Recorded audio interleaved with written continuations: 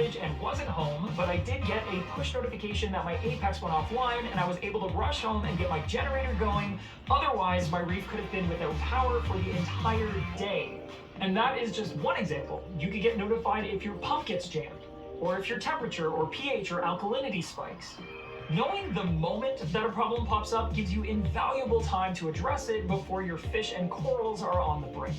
Beyond the invaluable safety nets that it provides, that means you spend more time enjoying having a reef tank and less time fussing with it, and for some, that holds the most value. I'll be honest, not having to test alkalinity, calcium, and pH manually on a daily basis has been a huge advantage for me personally.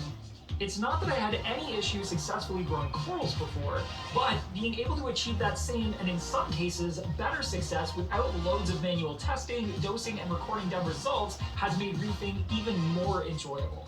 I mean, plus I no longer have to guilt myself into actually doing those tests on that frequent of a basis, or try to justify to myself why it's okay to push them off till next week when life gets busy.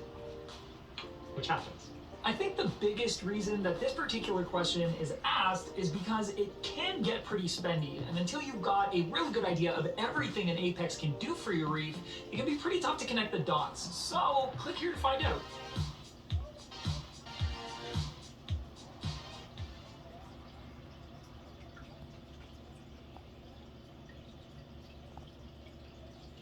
"2019, April. This was the day that corals went into this tank for the first time. The BRS WWC hybrid, bringing together what we know from a commercial facility, production coral facility, with what you do at home. What have we learned? Right? That's what we're going to go over today. Everything we've learned in the last 3 years. You've seen the success of the tank, hopefully by now.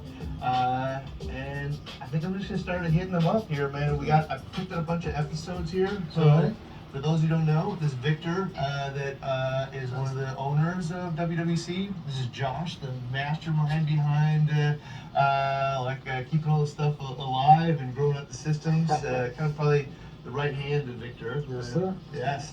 And my right hand was Randy, dude, bringing all this together. We had untold hours putting this together. Oh, yeah. Too many, I think, right? Yeah, we learned a lot, though. So I think the question at the end is, are you going to answer, would you do it the same way? The answer is no. Yeah. But I would say 80% right. Yeah. 20% would make a couple of changes. Couple tweaks. Yeah, and those changes actually happened throughout the process, and why we struggled in the beginning, and ultimately we had Found success. Yeah. But there weren't major tweaks, there were just small changes along the way.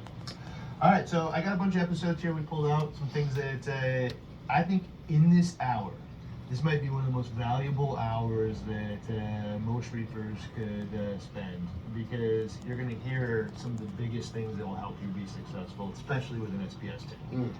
So, start with number one. This is episode 7.